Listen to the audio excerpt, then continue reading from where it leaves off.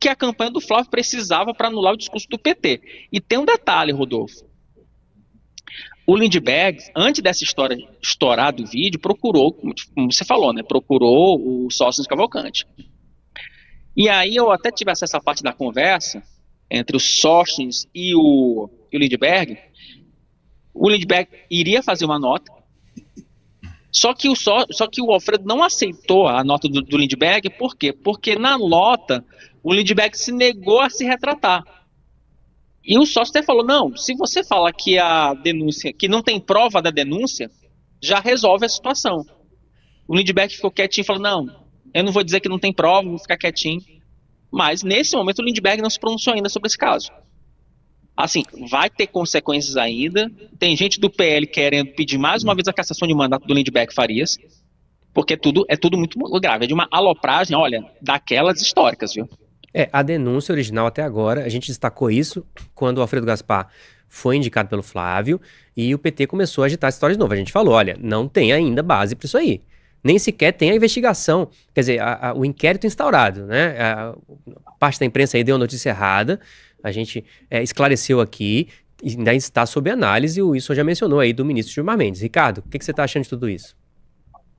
Eu acho um fato extremamente relevante e eu acho para lá de oportuno e de louvável a gente trazer isso à baila, trazer isso à tona, trazer isso ao público, com esse tipo de abordagem, com a responsabilidade devida que nos cabe. Da mesma maneira, quando a gente analisou, debateu esse tema na semana passada e falava o tempo todo, assim como a gente fala também, sempre que algo assim está em discussão, a gente conversou, a gente falou a respeito daquele ministro lá do STJ, envolvido também em um rumor, em um caso de assédio sexual, acabou mantendo-se, né, no âmbito, pelo menos administrativo do STJ, o seu afastamento. A gente sempre pontua que é importantíssimo não fazer juízo de valor até que você tenha a tal condenação em definitivo, até que tudo fique claro o suficiente para que ninguém seja vítima, né, de uma imputação criminosa falaciosa. Da mesma maneira, você também não pode negar que outros fatos que, quando venham à tona a discussão, você não pode simplesmente colocá-los na gaveta e não abordá-los. É exatamente isso que a gente está fazendo aqui. Isso aqui não é um salvo-conduto, isso não é um certificado de que nada aconteceu, mas é sim um fato bastante relevante que não faz juízo de valor nem para um lado nem para o outro, mas que deve sim ser trazido a público e ser debatido.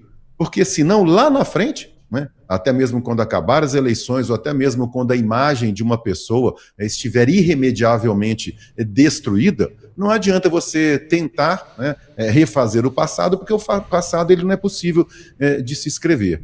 Eu me lembrei, e eu não estou dizendo o que é este fato aqui, porque ainda muita coisa tem que ser devidamente apurada, mas eu me lembrei daquele famoso dossiê dos aloprados que o próprio PT tentou fazer contra o José Serra, numa campanha, armar, né, um circo, armar uma história, vender um dossiê que era falso. Isso foi feito num hotel, todo mundo não, os mais jovens não vão se lembrar, os mais antigos sim, vão se lembrar disso aí. O próprio Lula veio a público condenando aquilo, talvez o termo alopragem, né, os aloprados tenha surgido popularmente lá, porque o Lula chamou todo mundo de aloprado.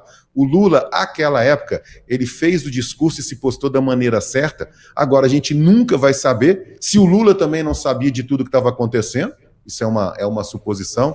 O fato é que, uma vez que tudo seja esclarecido para um lado ou para o outro, né? Se este tema aí, se isso que a gente acabou de trazer, for comprovado que tudo era uma conspiração, uma armação, eu acho que não só uma séria repercussão política, no caso dos parlamentares que divulgaram isso aí, participaram disso, tem que ser tomada, mas principalmente no âmbito criminal contra quem conspirou contra uma pessoa que, se isso aqui estiver certo, não era devido de estar colocado nessa história toda.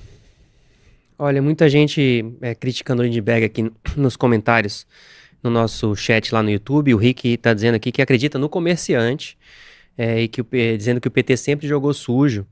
O Wellington José está dizendo que a enquete é muito ruim, porque ele não votou porque não tem opção de voto. Vamos botar a enquete no ar aí e tentar ver se vocês acreditam em alguém. Quer dizer, não precisa ser o de verdade não, tá? É o mais autêntico. O que soa, o que parece ser mais autêntico? É a denúncia que foi feita pelo Lindbergh contra o Alfredo Gaspar. É a denúncia que esse comerciante agora fez, se registrou aí em vídeo, sobre a trama que o Lindbergh teria feito para poder acusar o Gaspar? São as promessas do Lula ou é a explicação do Alexandre Ramagem para aquela foto na piscina? Vocês votam aí. Essa é uma daquelas alopragens históricas que podem mudar o rumo da eleição. E era tudo que a campanha do Flávio precisava para anular o discurso do PT. Um boletim de ocorrência registrado na Polícia Legislativa Federal da Câmara dos Deputados aponta para a suspeita de uma trama destinada a fabricar uma acusação de estupro de vulnerável contra o deputado Alfredo Gaspar, hoje o vice-candidato na chapa presidencial do Flávio Bolsonaro. Segundo o depoimento prestado por um comerciante identificado como Luiz Antônio Lopes, um suposto assessor parlamentar identificado como Lucas teria convencido uma jovem identificada como Marcela a fazer a denúncia contra Gaspar. Essa menina, identificada como Marcela Maria Mendes, teria recebido pelo menos 3 transferências de Pix, por intermédio de Luiz Antônio Lopes para fazer a denúncia. O deputado federal Lindbergh Farias, segundo Luiz Lopes, teria conhecimento do plano. Foi justamente Lindbergh que fez a denúncia sobre o suposto caso de estupro de vulnerável. Vamos ver o principal trecho do depoimento de Luiz Lopes, prestado em 23 de abril para a Polícia Legislativa da Câmara. E eu passei a representá-la. Até que um certo Carlos Roberto Lopes, eu já passei o telefone dele, ele ligou, me chamou de comando. E aí o comando, eu falei, poxa, não sei o que ele quer dizer com isso, né? Não, às vezes nem nada quer dizer, o modo dele falar mesmo. Pô, não, eu sou o tio da Marcela. Mas ela tá ajudando a gente aí, porque aquele safado lá e tal. Começou a chegar, dizer que o relator era um canalha, safado, vagabundo, tal. E eu entrei lá nele. Ele, agora eu vou entrar nesse barco. Eu falei, é verdade. Eu falei, então, você tá vendo? Nós temos que acabar com a raça desse cara, rapaz. E o Lucas é o tal que convidou ela para fazer a safadeza, tá? O Lucas falou que a moça aí, né? A moça saída e tal. Falei, ela é muito inteligente mesmo. Aí eu perguntei para esse Carlos Roberto, pô, vocês estão pensando em tudo, mas quando for fazer um teste de DNA, vocês vão se lascar. Porque não só a moça nunca nem foi mãe, ela só tem 22 anos, e se fosse, não teria. Ele, mas aí é onde ela some de jogada. O que implicaria, posteriormente, numa segunda suspeita sobre o relator. Ele não só fez, como depois ele deu um sumiço nela. Era a intenção deles, tá? Então, esse Carlos Roberto Lopes chegou até a mandar um Pix para minha conta bancária, eu tenho aqui. Outra vez, fizeram uma Meet, tá? Uma Meet, onde eu participei da Meet, onde estava o próprio deputado Lindbergh de Farias, onde estava também uma outra pessoa, tá? E eu não sei identificá-lo quem é, porque eu não o conheço nem da política, e uma outra turma, um ex-colega dele de prefeitura de Nova Iguaçu, que eu já dei o nome a ele, tá? Chama-se Toninho. E ele falava comigo e do lado da Marcela. Ele, olha, você não comenta isso com mais ninguém, porque isso aí pode trazer problemas e tal. E onde ela entrou do meu lado, falou, e o meu Pix? Ele, já vamos fazer, uma pessoa vai fazer. E fez, uma pessoa chamada Sérgio Machado de Azevedo, tem o Pix dele também, tá? E mandou. Eles usavam outras pessoas para fazer o Pix, né? Eles propriamente não queriam fazer. Só quem fez foi Carlos Roberto Lopes. Olha, isso aí é gravíssimo, hein? Vamos lembrar em que contexto surgiu aí essa primeira denúncia de estupro de vulnerável contra o Alfredo Gaspar. Ele era relator da CPMI do INSS, estava apresentando lá o relatório dele duríssimo, e aí o Lindbergh Farias, lá da plateia, né, ali do plenário, onde ele estava ouvindo o Alfredo Gaspar, ele grita estuprador.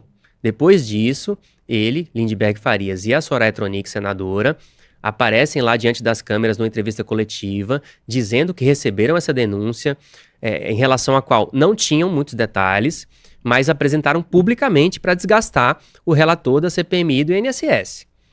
As informações que começaram a circular depois de que o Alfredo Gaspar foi indicado como vice do Flávio Bolsonaro e o PT começou a utilizar isso aí para desgastar ele, é de que o Lindbergh Farias teria buscado o pessoal do PL para tentar desfazer essa denúncia, para tentar ver por onde poderia sair. Então, essa nova informação que surgiu aí, o Wilson trouxe no portal do Antagonista hoje, já podemos botar já o Wilson e o Ricardo na tela aí também para comentar essa história, de que isso aí está sendo investigado. É claro que tem que ser investigado, é claro que a gente não pode confiar em tudo que está sendo dito aí, mas é gravíssimo, certo, Wilson?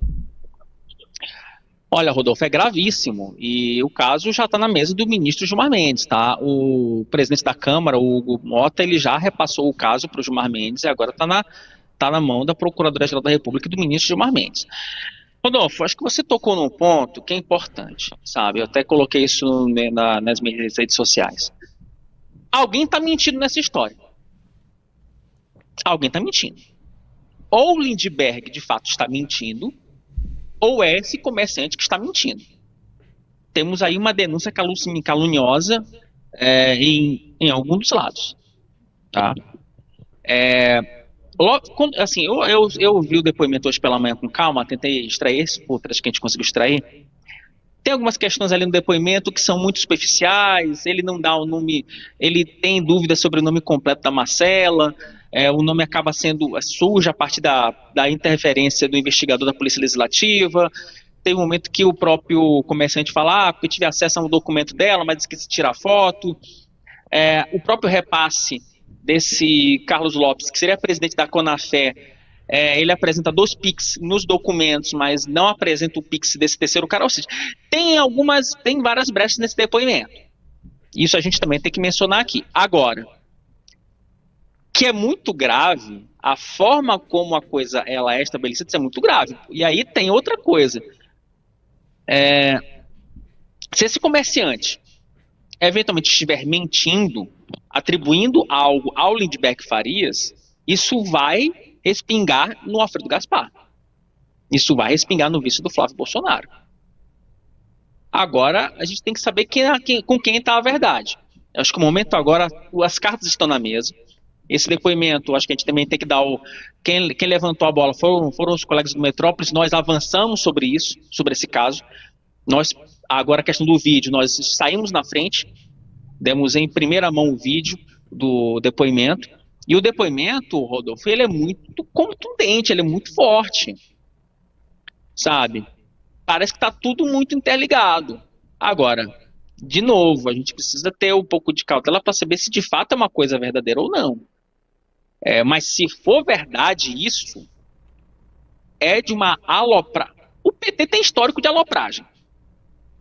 Mas se for, essa é uma daquelas alopragens históricas que podem mudar o rumo da eleição. E era tudo